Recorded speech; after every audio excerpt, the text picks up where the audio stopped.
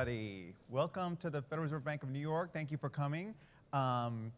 We still have a few people that are waiting in line, so they're going to be trickling in, but we'll go ahead and get started. Federal Reserve likes to kind of run a pretty tight ship, so we start on time, so it's 3:30. Want to just give you a little orientation to where you're sitting. By the way, you're sitting in an area that was formerly where tellers were. These were teller windows you'll see around you. This part, as I remember, this part of the bank was where a lot of you could buy savings bonds and other things. The other side was for bankers. If you were a bank and you needed some liquidity, you could go to the discount window, which was actually a window.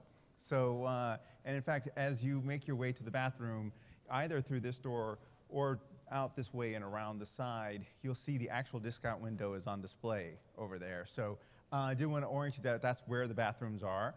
Men's and women's room over there.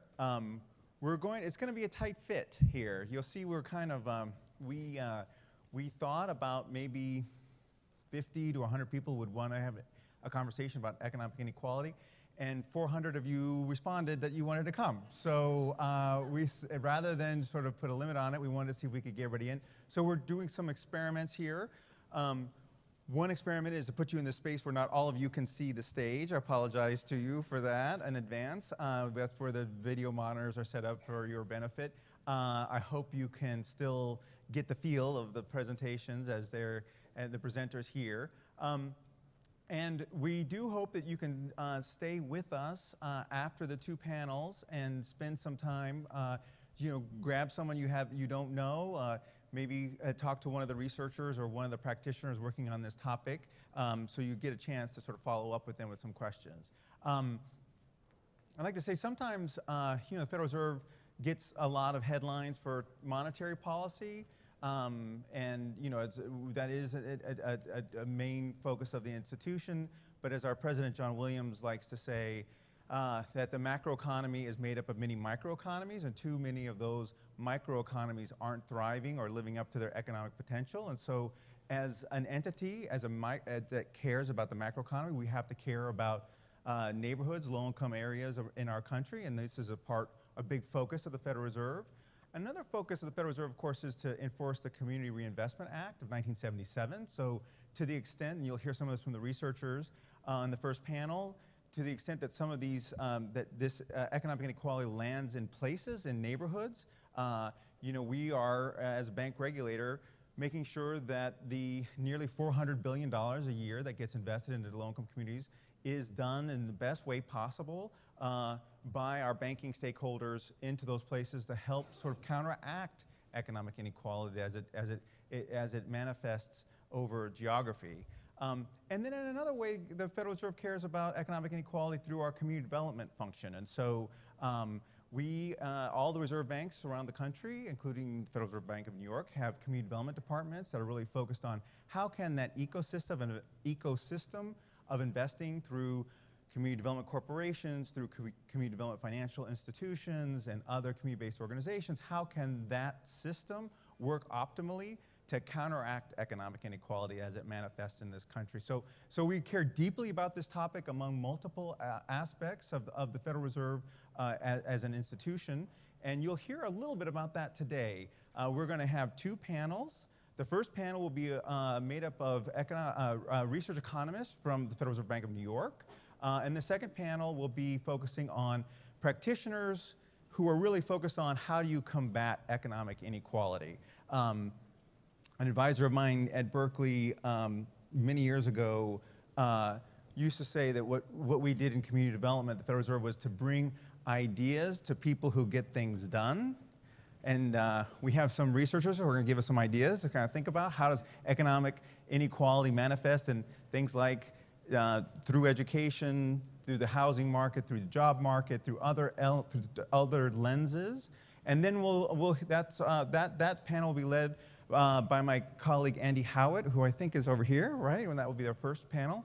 And then the second panel, Claire Kramer from our staff will be leading a group of practitioners going through many of the same questions, but on the ground, in the trenches, how do you combat this problem?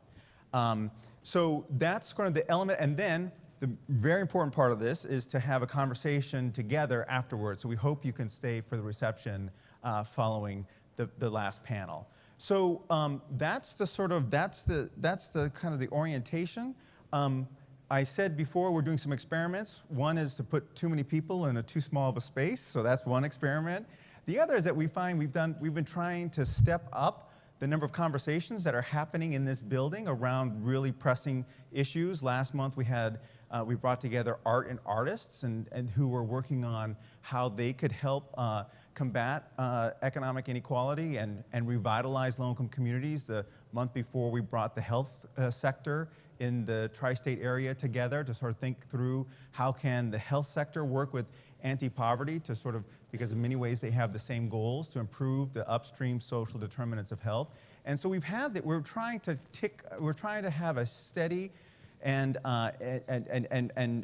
continuing conversation around different ideas and strategies to improve the lives of low-income Americans. We are struggling with how we hear from you, though. So it's very frustrating when we have these situations where we kind of just throw content at an audience and then we don't get a chance. What just sort of breaks my heart is we have this amazing. I just moved to New York, and I'm not going to flatter you as a group, but I have to admit the one thing that I think is really unique about this city is the intensity of the audiences. When you go to perform, a New York audience is more intense and more engaged, and I'm just going to say, maybe this is flattering you, but smarter. And so we're trying to figure out ways we can capture your ideas and incorporate that not only into this event and the conversation we're about to have, but also subsequent events. This is, as you see on your brochure, this is a series. We will be having another event on this topic, likely kind of taking it from the aspect of how can investors play a positive role in minimizing economic inequality or reducing economic inequality in March.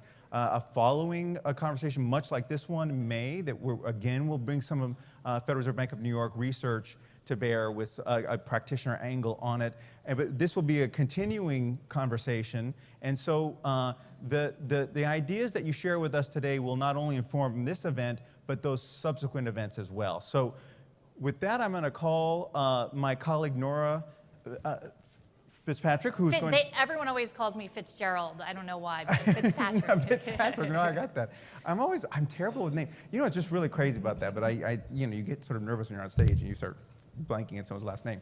Nora's going to come on stage and she's going to help explain how we're going to capture some of those ideas through a few strategies that she's been cooking up.